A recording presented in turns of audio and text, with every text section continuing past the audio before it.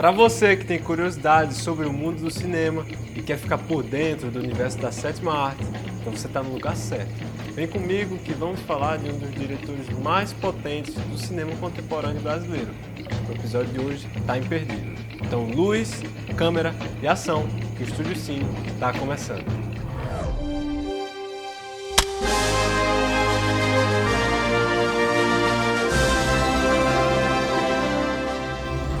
Sejam bem-vindos ao Estúdio Cine. Hoje vamos falar de um cineasta que transformou o cotidiano em cinema de alta qualidade, misturando crítica social, estilo visual forte e muito autoral. Kleber Mendonça Filho é um dos nomes mais influentes do cinema brasileiro atual.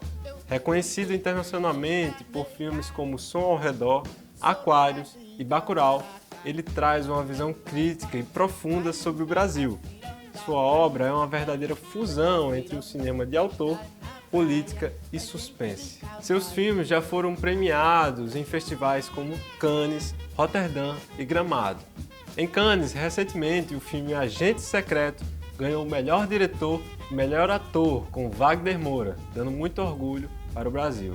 O filme se passa no Brasil de 1977, onde Marcelo, Wagner Moura, um homem de 40 anos que trabalha como professor, especializado em tecnologia, sai da movimentada São Paulo e vai para Recife. Ali, ele tenta fugir do seu passado violento e misterioso, com a intenção de começar uma nova vida. Estou ansioso para assistir esse filme nas telonas. E você? Eu não, sou policial. A pinta de policial, cara. Não sou policial. Agora, antes de começar a falar sobre sua filmografia, a gente vai falar um pouco sobre sua história. Kleber Mendonça Filho nasceu em Recife em 1968, no contexto de um Brasil em transformação política e social.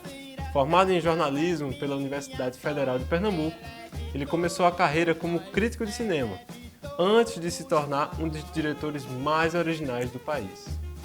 Kleber Mendonça iniciou no cinema com Recife Frio, um curto, e Vinil Verde. Seu primeiro longa foi Som ao Redor, de 2012, um sucesso absoluto e elogiado pela crítica internacional.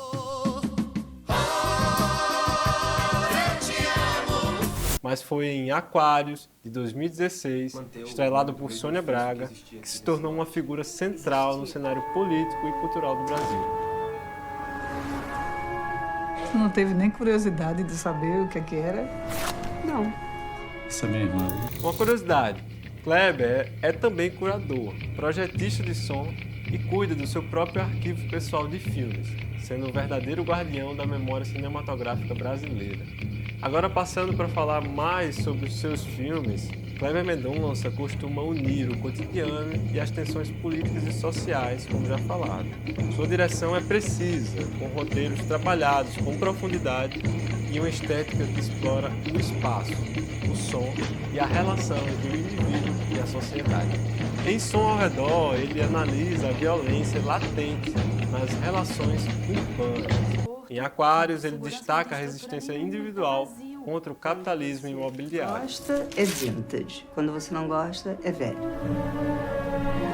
Isso aqui tá sob minha responsabilidade, é meu primeiro projeto e eu vou atacar. E Bacurau, seu filme mais radical e popular, é uma fábula política que mistura faroeste, terror e ficção científica em pleno sertão brasileiro.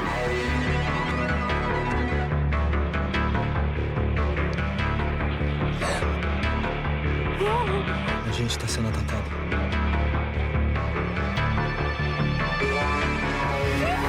Nos bastidores, Kleber é detalhista, edita seus próprios filmes e tem uma marca autoral muito forte. Sua parceria com o Juliano Dornelles em Bacurau revelou o potencial do cinema nordestino como uma força global.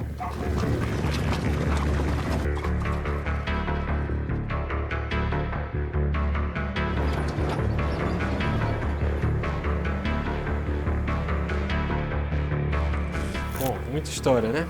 O Estúdio Cine faz uma pausa rapidinha, mas a gente volta já com mais sobre esse grande cineasta. Segura aí!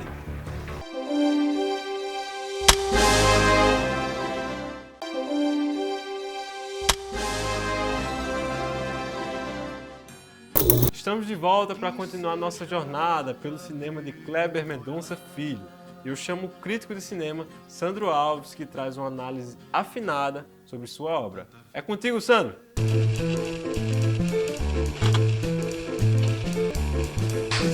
O filme de hoje do Análise Cinematográfica é um faroeste nordestino e distópico chamado Bacurau. Eu quero saber é se no meu enterro vai dar tanta gente assim. Tu nunca fez o bem, peste. E quem é que tá olhando você também? É um filme que foi lançado em 2019 e é um dos filmes brasileiros mais impactantes e mais comentados dos últimos tempos. Ele foi dirigido pela dupla de cineastas pernambucanos, Kleber Mendonça Filho e Juliano Dornelles. Vocês têm que entender que esse filme não é uma coisa só. Ele tem vários elementos. Tem elementos de horror, elementos de ação, faroeste. Isso tudo vai moldando a identidade do filme, que traz uma espécie de crítica social à realidade e identidade brasileira. Bacurau não se encaixa num gênero só. E essa é uma das suas grandes forças e potências. Ele transita com maestria entre suspense, o faroeste, a ficção científica distópica e o terror, criando uma experiência cinematográfica que é única e é totalmente imprevisível. O filme se passa num pequeno povoado que é chamado de Bacurau, o título do filme, que fica num sertão profundo do Nordeste, e é muito mais do que só um cenário. Bacurau, tanto seu povo quanto seu local, né, esse pedaço de chão que tem lá, pulsa de vida e de identidade, né? É um filme que tem uma história ali, aquelas pessoas têm uma identidade com o local, e cada uma daquelas pessoas que aparecem, as personagens, é como se fosse um microcosmo. Aproveite bem a vida, pois logo a velhice aparece. Da realidade brasileira inserida. Você tem uma mulher que é médica, você tem garotas de programa, garotos de programa, você tem ali pessoas que trabalham com agricultura, tem pessoas que trabalham na vigilância, uma pessoa que toma conta do museu.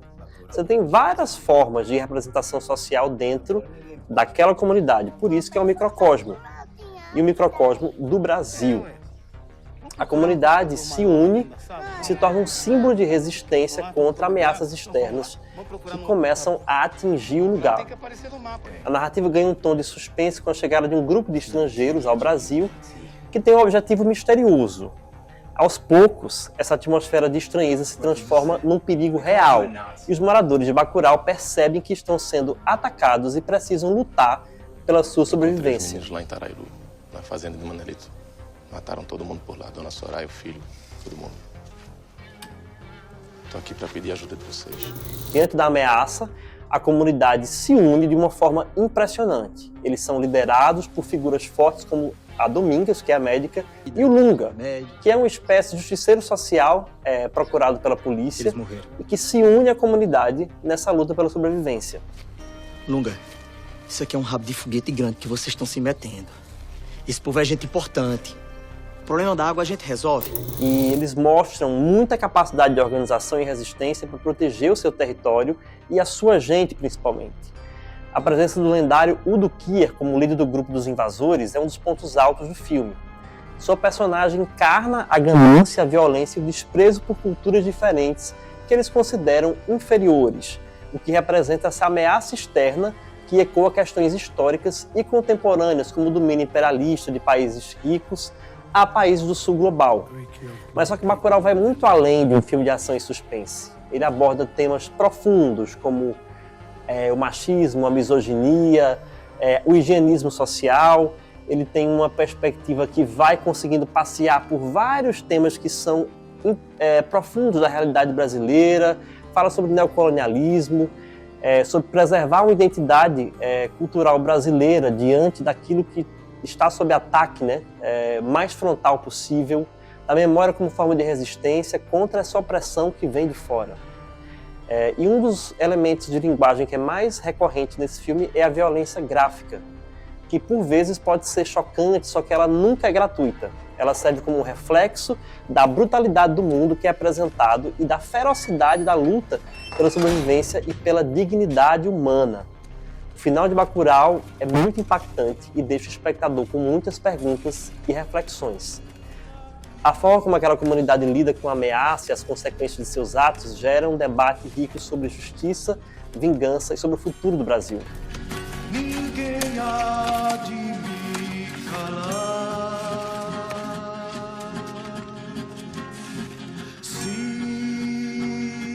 Além disso, é um filme que tem uma narrativa interessantíssima, uma montagem ágil e uma construção de personagens que privilegia o coletivo ao invés de figuras individualizadas.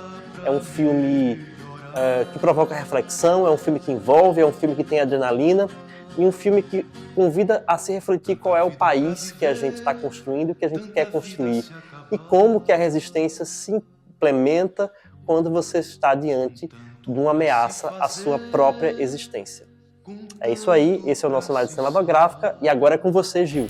Valeu, Sandro! E é claro que nosso episódio não estaria completo sem ela. A nossa querida Bruna Sinésio tem uma indicação de filme super especial para você. É contigo, Bruna.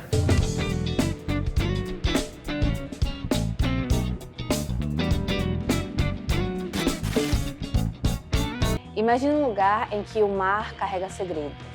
O vento parece falar com a gente. E os coqueiros balançam como se sussurrassem histórias antigas que ninguém teve coragem de dizer. Esse é o cenário de Ventos de Agosto, filme de Gabriel Mascaro. Um filme que não começa com um conflito narrativo, mas com um clima. E aos poucos vai nos envolvendo num ritmo próprio, em um espaço entre o silêncio e o suspense. Para com isso, vai. Se meu pai me viu com tatuagem, me bota fora de casa. A história se passa numa vila litorânea, no interior de Alagoas. É lá que conhecemos Shirley, uma jovem que deixou a cidade para viver pertinho do mar, trabalhando na colheita de coco. Ela divide o tempo entre o trabalho, os momentos com o namorado e uma curiosa relação com a paisagem ao redor. Mas tudo muda quando aparece um pesquisador de sons de vento, um forasteiro que parece destoar de tudo à sua volta. A partir daí, o filme começa a desconstruir a paz da vila. Ainda mais quando, em determinado momento, o mar devolve um corpo à praia. Gabriel Mascaro não faz um cinema de ação, ele faz um cinema de atmosfera. O que segura a gente aqui não é o diálogo, é o som dos ventos, é o espaço, é o olhar dos personagens. A câmera observa com calma, à distância, como se estivesse espionando tudo aquilo acontecendo. Cada ruído tem peso, cada pausa tem significado. É um filme sobre natureza, desejo, morte e tempo. Mas nada disso vem pronto, o espectador que vai precisar sentir. Tem alguém aí? Uma coisa que o espectador pode acabar fazendo também é relacionar com o trabalho de Kleber Mendonça, quando falamos de Ventos de Agosto. Assim como em Ao Som ao Redor ou Aquários, o som aqui tem um papel central. Não como trilha sonora, mas como uma tensão, como um elemento vivo na narrativa. Além disso, os dois diretores têm uma capacidade muito forte de encontrar drama no cotidiano. Não precisam de grandes efeitos, nem de violência escancarada. O conflito mora nos detalhes, no que é dito com os olhos, com os espaços em silêncio. Ventos de Agosto é um filme que escapa das fórmulas. Ele não entrega, mas ele vai sugerindo. Não pretende explicar a vida, ele expõe ela como é, cheia de camadas, de texturas, de coisas não ditas. É uma experiência sensorial que nos faz sentir a areia, o sal, o tempo passando. Um cinema que convida você a respirar junto com a paisagem e observar sem pressa. Então, já está na cara que se você curte os filmes do Kleber Mendonça, vai amar Ventos de Agosto. E sabe o melhor? Você encontra esse filme em plataformas de streaming gratuitamente. Então vai lá conferir e, claro, fica aqui com a gente nos próximos episódios do Estúdio Cine, que tem mais dicas para você. Até a próxima e agora é com você, Gil. Valeu, Bruna. Sempre especial suas dicas aqui do Estúdio Cine. E a gente vai ficando por aqui. Se você quiser conferir mais sobre o programa, acessa lá no nosso canal do YouTube, na TV Cidade JP. Tem toda a playlist completa para você ver e rever na hora que quiser todos os episódios. Fique ligado que no próximo Estúdio Cine tem mais sobre cinema, sobre diretores e diretoras que fazem dessa arte tão especial. É isso. O Estúdio Cine vai ficando por aqui. Tchau!